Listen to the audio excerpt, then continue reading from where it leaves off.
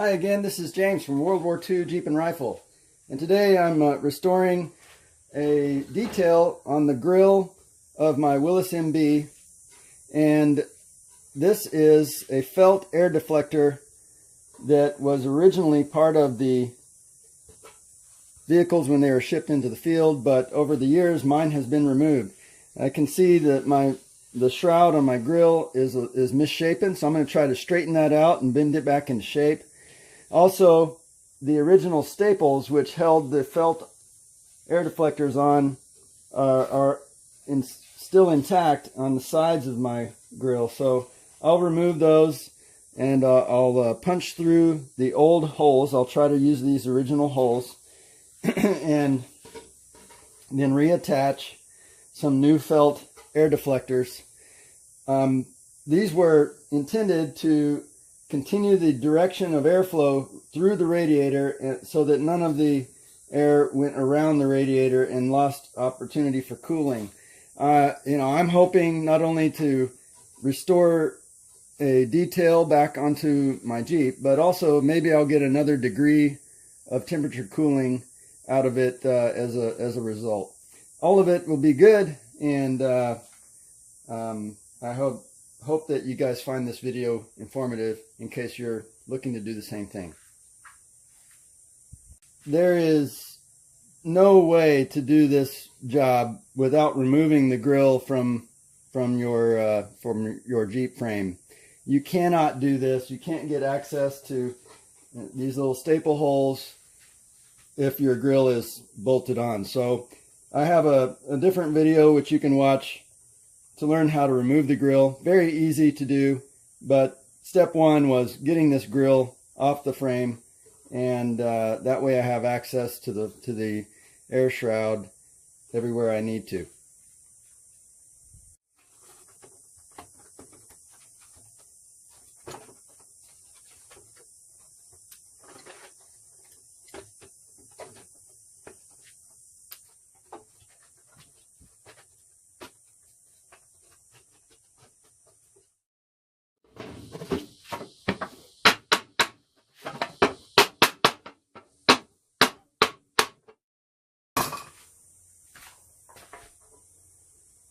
Okay, now I'm going to ream these original staple holes out a little bit.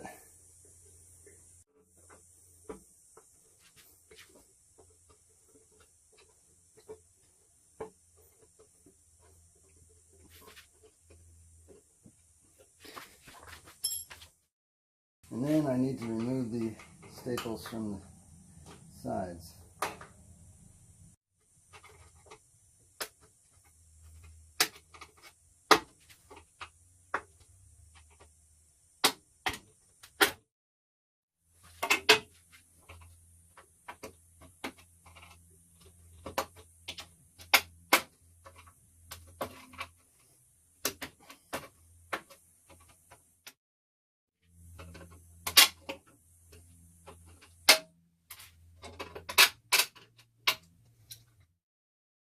All right, the next thing to talk about is the staples.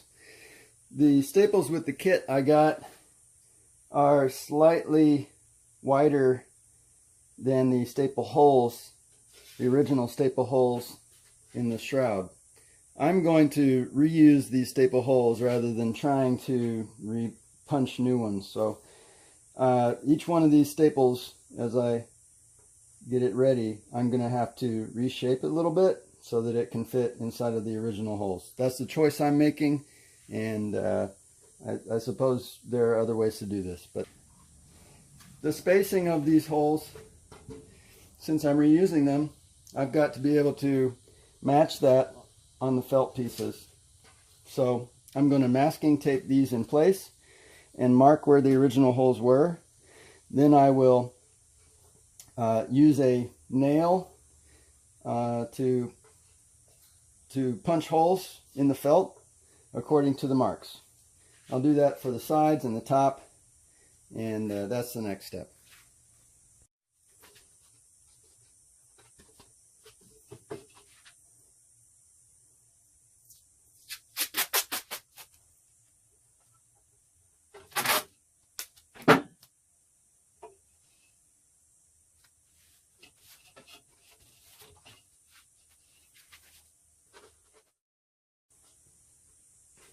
Okay, that masking tape in place, I'm going to use my punch or ice pick, whatever you got, to mark the position of the holes from the back side. Just enough to make a mark or hole inside the masking tape so that I know where to poke a hole with a nail through the felt.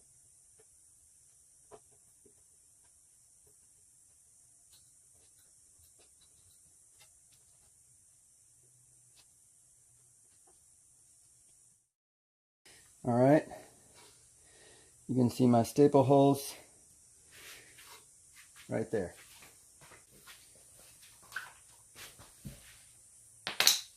Okay, using a wood block.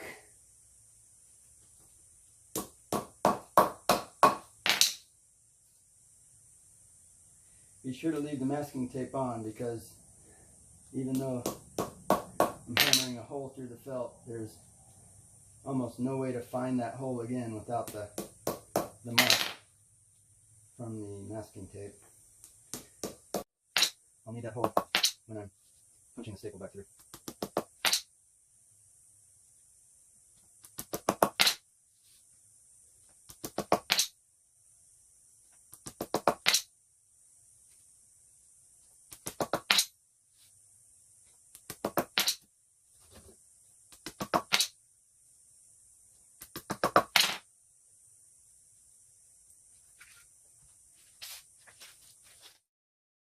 Alright, back to this bag of staples.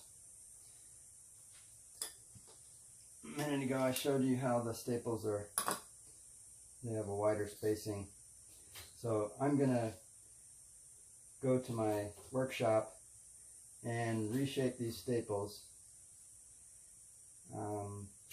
making them just a little bit narrower, and then I can come back and we can try to poke these through the felt. Okay, so now that I've got my reshaped staples, I'm going to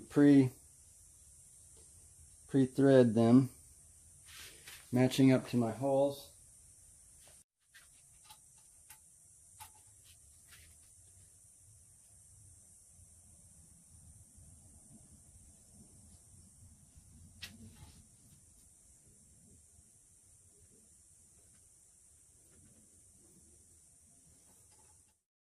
Now you can see, if you didn't know where the holes were, there's no way to find the punched hole in the earlier step. So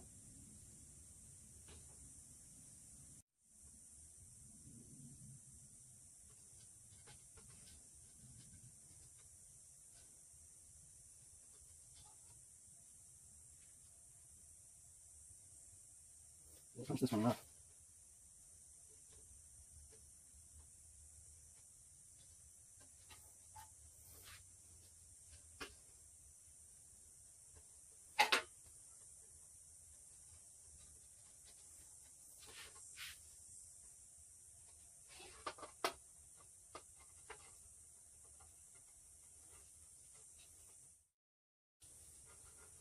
Okay.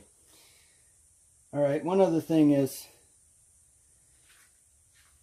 we want the staples to bend back over on the underside or the inside against the metal, not the other way around. We don't put the staples through the shroud, through the felt, and then bend back. It will not retain as well, and that's not how it was originally done. So for this step, I'll be tacking both ends. I'm going to tack one end and then the other end, and then the felt will stay in place and I can work from the ends inward. Okay, hopefully with that angle you can see, but the best tool that I've found, because you need to apply pressure to the felt to compress it before you bend the staple ends over, is a long needle-nosed vice grip. So with one hand I am applying pressure, with the other hand I'm using the needle nose to bend the staple over.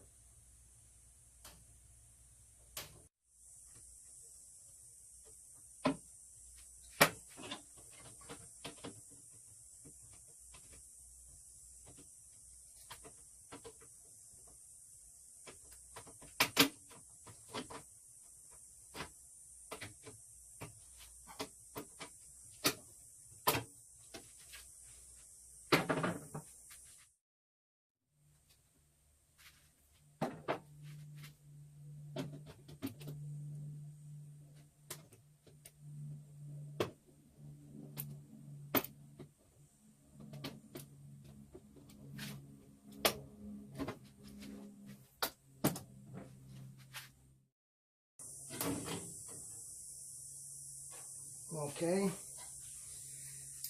Cool.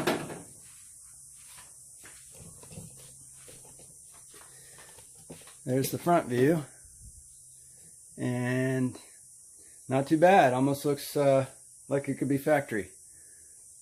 Okay, here's the finished product. Felt strips installed for my air deflector. And now all that's left to do is to bolt the front grille back on, which is actually very easy to do. So hopefully if you're thinking about doing this restoration project yourself, this gave you a few tips.